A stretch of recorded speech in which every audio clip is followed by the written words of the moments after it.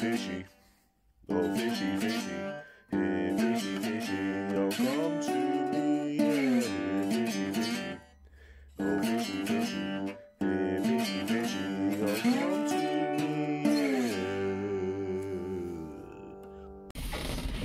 yeah. Good morning, welcome to Hook, Line, Trigger. This is the premiere episode. It's the first one that I'll have done. And what a day it is. It's absolutely amazing down here. I'm at Selsey Bill. The launch point is just up there. It's a little bit of a slog down the shingle, single-handed, but I just handball the heavy things like the engine backwards and forwards from the van. Once you get onto the beach here, it's low tide. Again, getting out to the actual water can be a little bit of a problem, but luckily it's just, that's the days that you sort of dream of. These are SIB days. Today's target is tope. We want to get tope in the boat, big tope in the boat hopefully. Last time I came down here it was a very good day. I had 3 double figure tope, 4 double figure smooth hounds, a £30 plus eel, a £20 eel, and about 20 bass. Like, when I launched off this beach, I literally launched into a huge feeding frenzy of bass out there. I've got a little bit of footage from last time I was out. I wasn't really set up properly. Hopefully this time it will be a little bit slicker, and I'll get the sort of action that I want to show.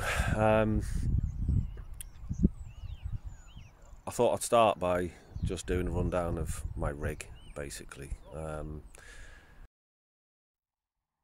So the rundown of my rig, it is a Wolf Star 3.7 metre composite deck, slow grown Siberian larch, I believe, encapsulated in a non-slip material, aluminium stringers.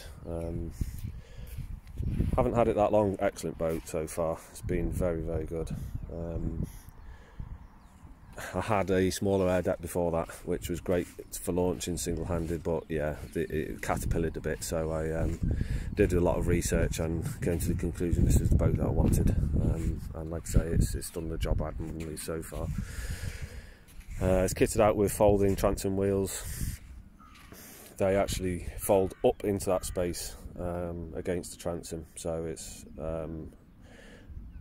more room for rod holders and reels, etc. above there, because normally your wheels, if they fold up completely vertically, they would be in that space, so they go snug against the back of the transom, which is a really neat design. Transducer on the Scotty mount there, I need to move that. That's a bit of a faff and a bit of a pain.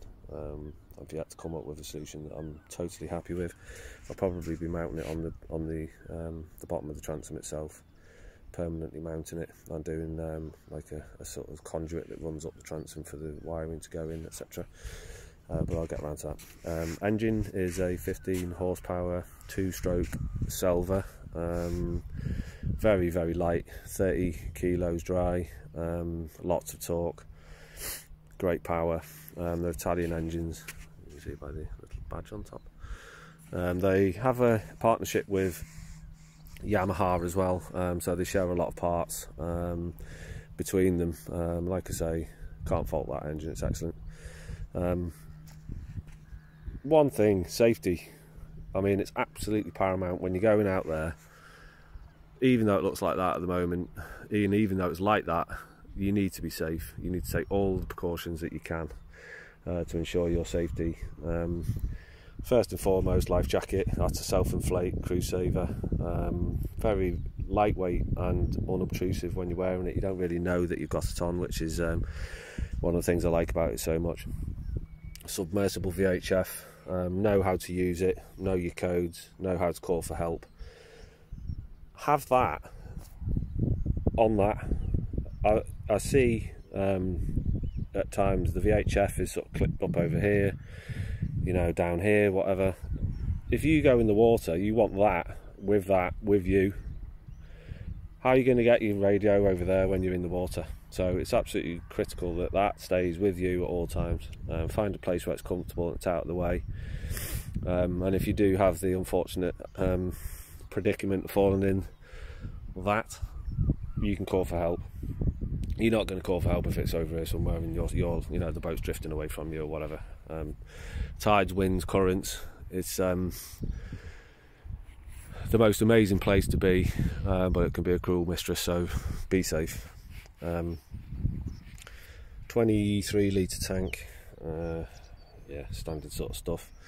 In here, it's a nice little compact bag.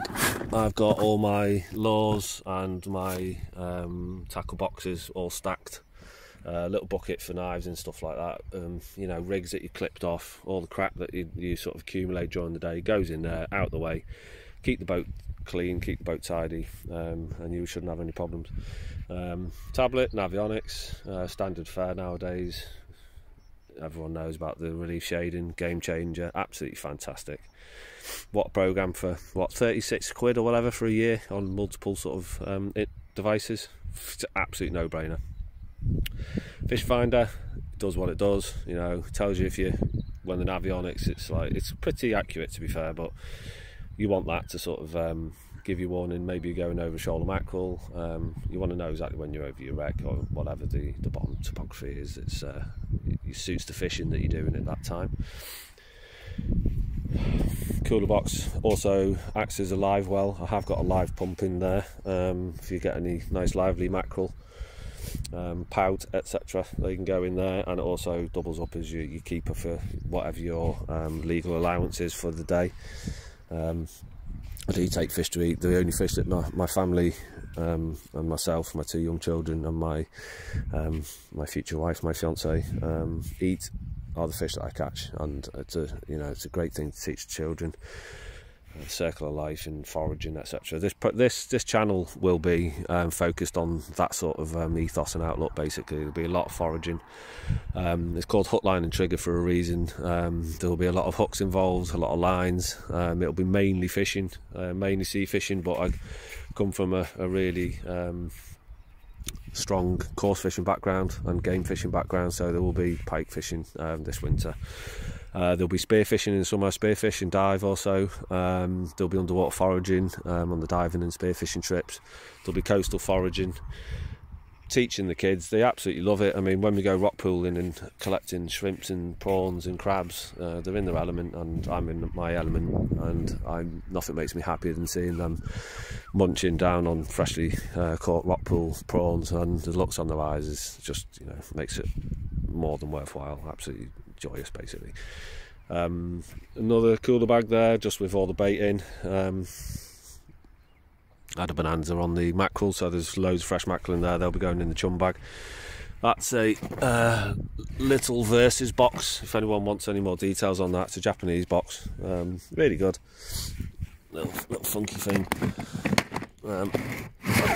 Sort of like all my GoPro kit and everything goes in there. All my electronics, all my power packs, etc, etc. Selfie stick for the camera. This camera is pretty good. It's like a triple Leica lens, so that goes in the bow of the boat for filming. And then I have another GoPro with a little exterior mic on it. I've got a Rode mic, but it needs to sort out at the moment. Chest mount GoPro for the first person action. Yeah, and then Ivler boat bag under there. Excellent. Again, you know, everything goes in there. It's out your way. You're not like tripping over stuff and scrabbling around trying to find what you need, rigs, etc. That's all in there anyway. But everything else, extra clothing, waterproofs, all goes in there. Stays under there. Straps on the thing. The zip's gone, which is a little bit annoying, but there are 2 on there, so just have to be a little bit careful with it. But yeah, that's the one thing that I could, if Ivler boat, pick up on this. Better zip, please. Rods. Today we have got 2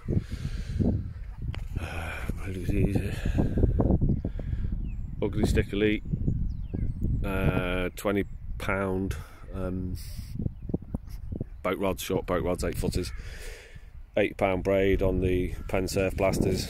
I have to say, I'm not a fan of multis. Right hand wind multis, hate them. It's just like, feel so wrong. Like I say, coming from a sort of a game and course background first. I just don't like the right wind wheels, and there's 2 of those, so they'll be out later when I'm anchored up for the tope. Hopefully,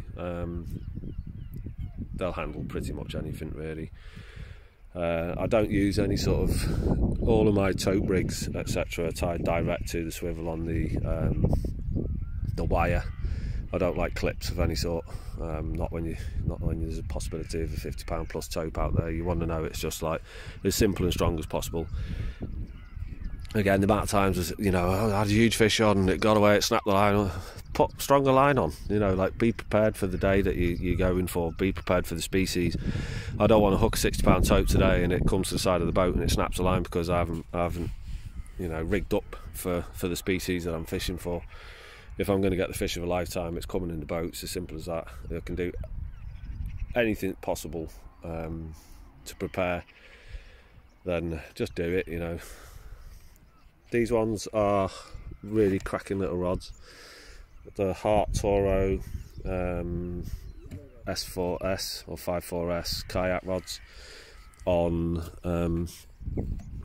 left wind Shimano Calcutta multis, which are brilliant. I've got depth count braid on there, 10 metre length each time, 10 metres it changes colour. It's good to know if you sort of drifting over wrecks or whatever and you want to know that you're in the target zone, especially when there's a bit of drift or current going. It helps. Also, if I'm trolling, I can let out the required amount of line so that the lures are working behind the boat in unison at the correct distance. What else? Flask of coffee. Need a flask of coffee. Always need coffee. Yeah, like I say, extra power packs for the devices if you should need it. Oars, always handy. You never know. Always remember to put your bung in. Done that. You don't want to do that. Make sure that the bung is in. Yeah, let's go. Look at that.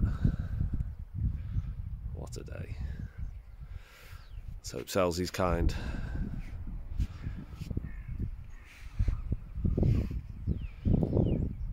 Okay, so I'm going to get ready now, launch, and I'll see you out there.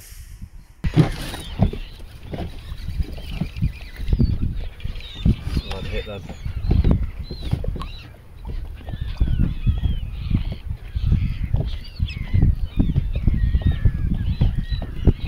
It's on.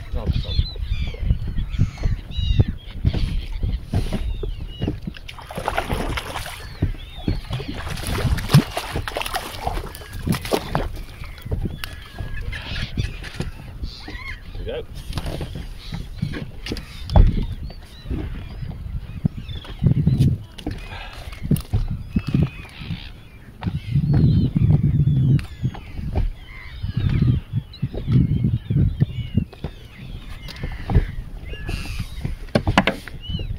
That little schoolie.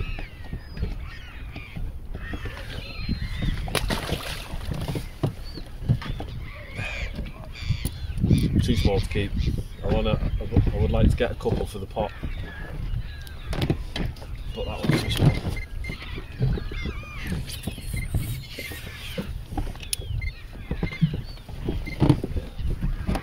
It's exciting with the birds all hammering away around you. You can hear the bass literally plopping and smashing the stuff on the surface.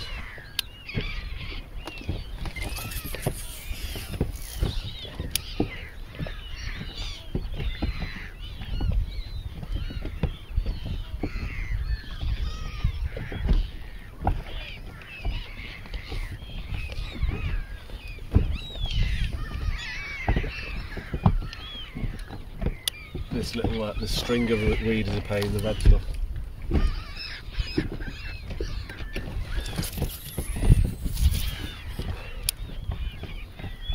It's just working that lure quite quickly, and then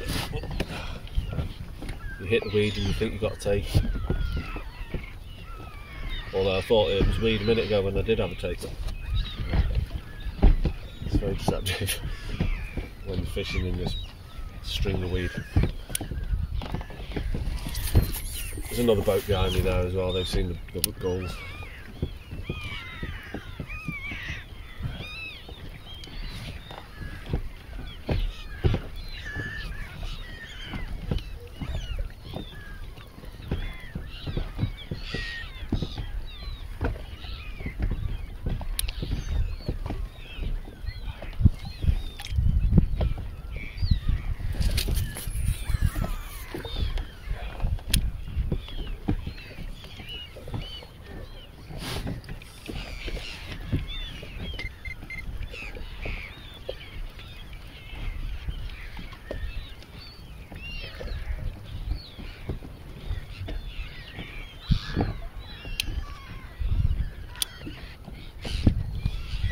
This is when I wish I had my trolling motor set up. It's silent trolling motor. They don't like running the engine over them.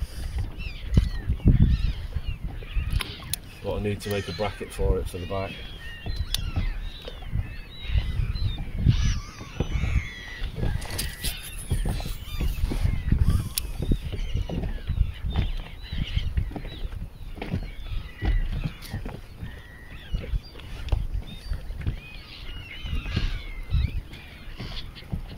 Beautiful day, absolutely beautiful day. Joy to be out.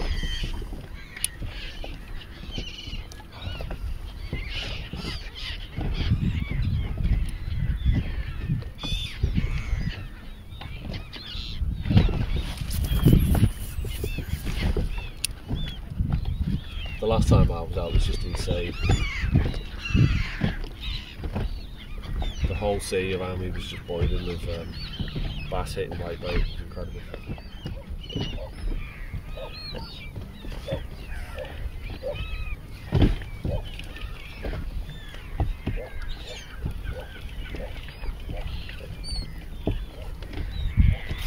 Yes, oh that's good. Nice taking, just right below the boat. I actually saw it flash up on it. Excellent.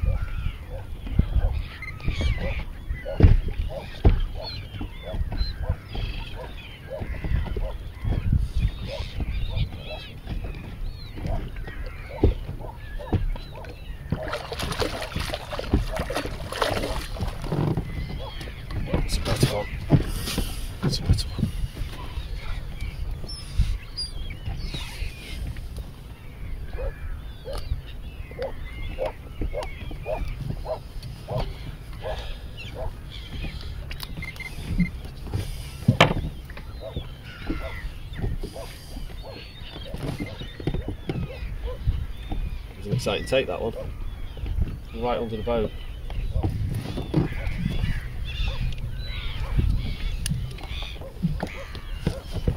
Okay. It's the lure that's doing the damage. I've had about 8 so far.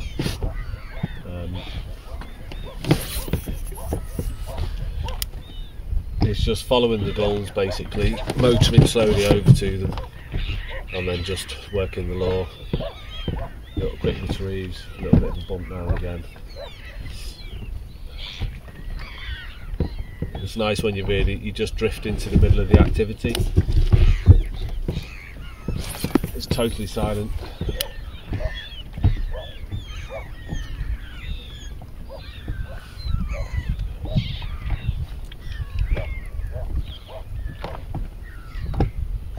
You can hear them like splashing on the surface, taking the white bait off the top. I'll get one more and then I'm going to move. There you go, decent fish just jumped out there past where the lure went in.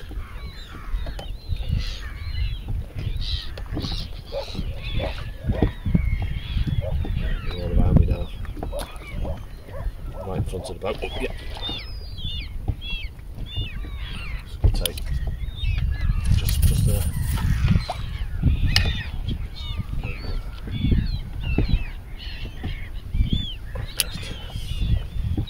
thing you've got to watch for these multis.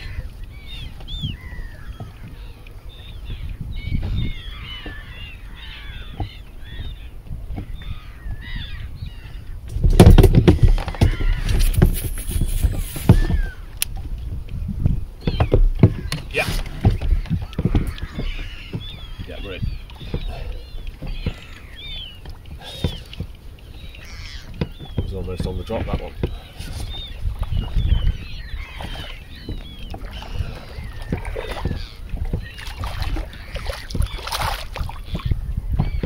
They're not huge. Perfect fish though. Absolutely gorging themselves on that. Those whitebait. That's the smaller sort of average size. Well, that's the smaller size. But look at that. Absolutely beautiful against the sun. Gorgeous. Bye bye.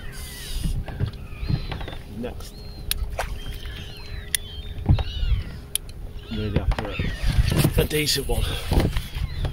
4 or 5 pounder would be nice. There are bigger fish in amongst the shoals. That's why I've got that bigger minnow on. If you were running a line of like delta eels, I'm sure you get a lot more of the smaller schoolies, but trying to weed out the smaller fish with a slightly bigger lure. They're greedy, they're really greedy. But they are here. I had 2 50cm plus last time.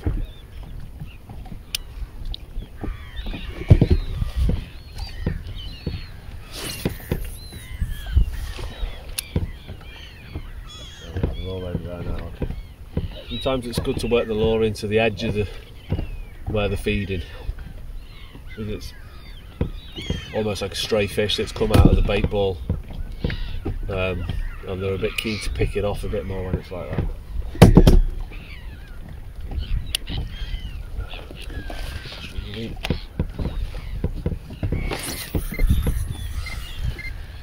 Yeah, that's right next to 2 splashing fish there. Doesn't guarantee a take, but it's nice to see. Yeah, really. So just bashed it. What they do, the bastards, they've got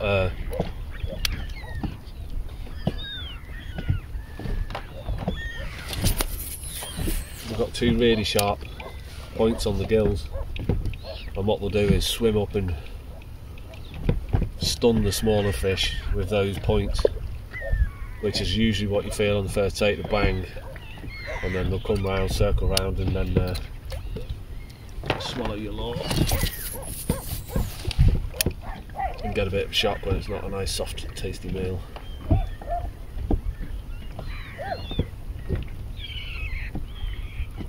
Just wait for the tide to come up a bit, because there's actually quite a lot of sandbanks around here you've got to avoid a bit.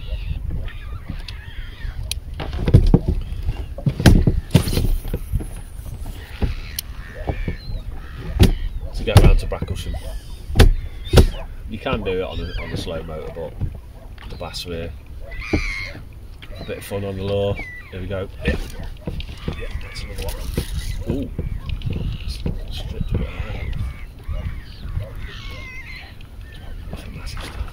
Yes, some of it stamp.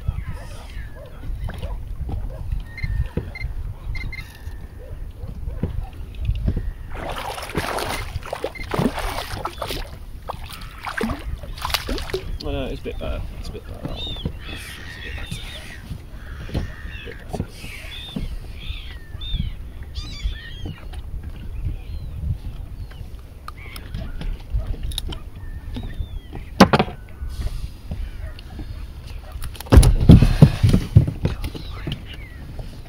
Come here. You don't like to play sometimes.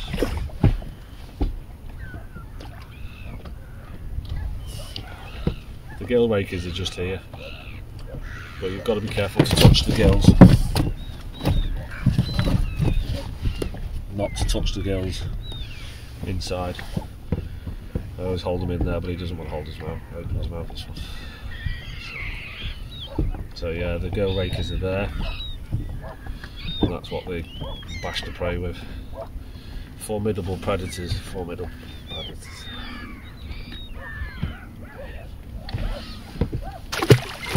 That was going to be the last one, but always one last cast. It's always one last cast. You never know. That 6 pounder might just be there cruising, waiting for an easy meal. Fishermen always live in hope and expectation. Yep, here we go. Let's go on.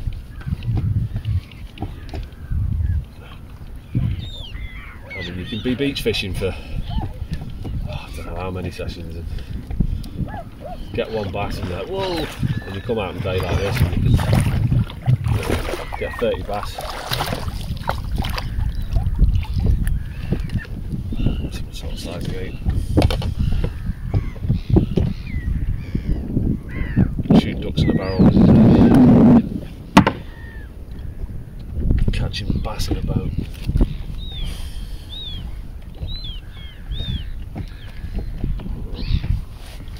Don't know if you can hear that splashing on the camera, but they're all around me now.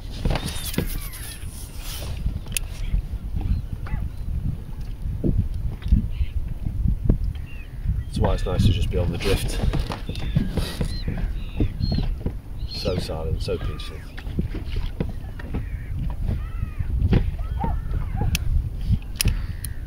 The thing is with this area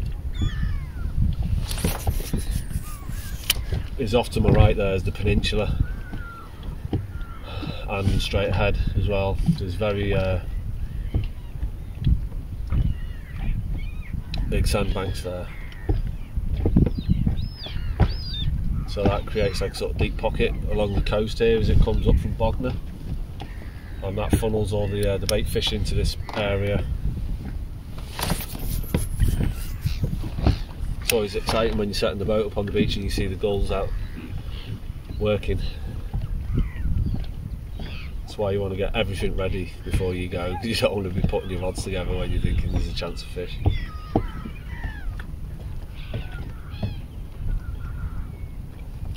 This last one will be my last one, and then I will be.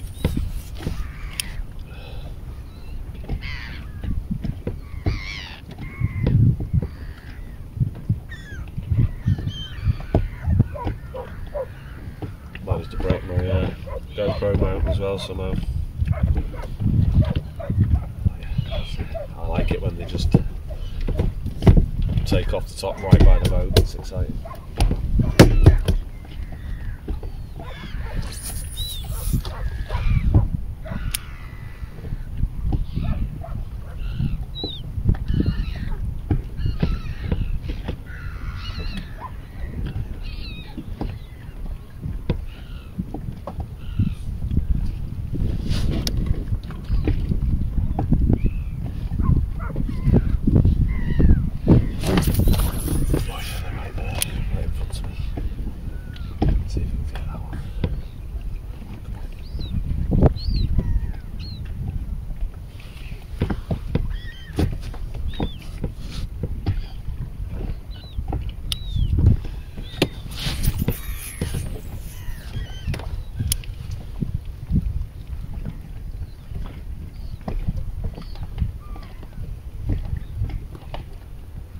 Something, isn't it?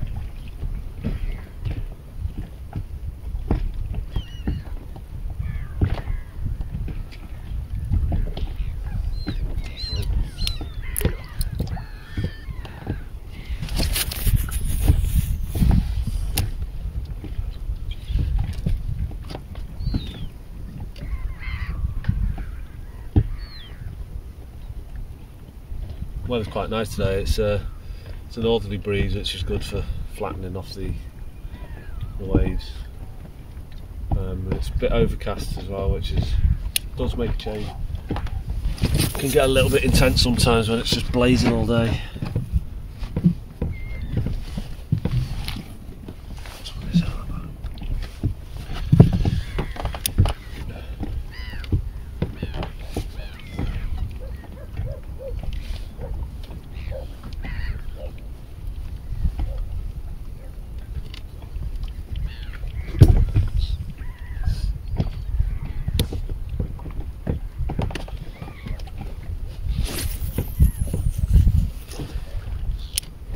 gulls have disappeared now. There's a few diving behind me. So this will be the last one. As soon as I've got this one in the boat. He said. Yeah, they're here, they're all around me. Gulls might not be, but the fish have.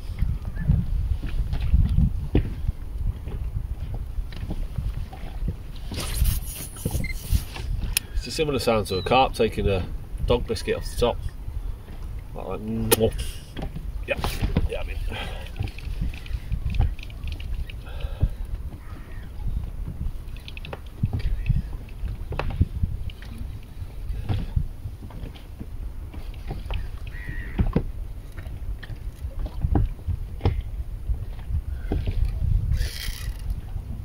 Probably a bit of line.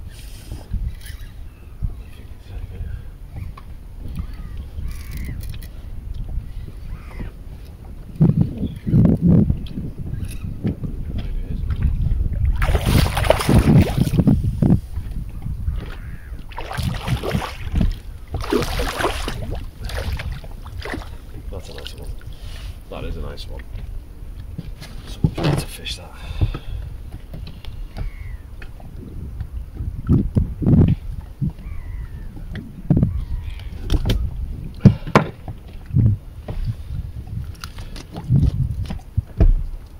you go. Lovely bar of silver.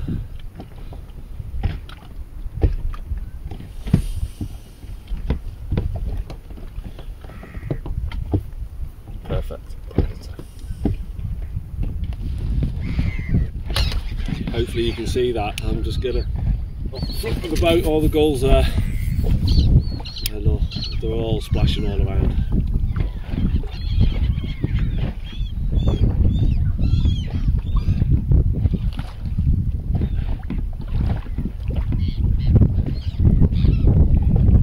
Chop there as well.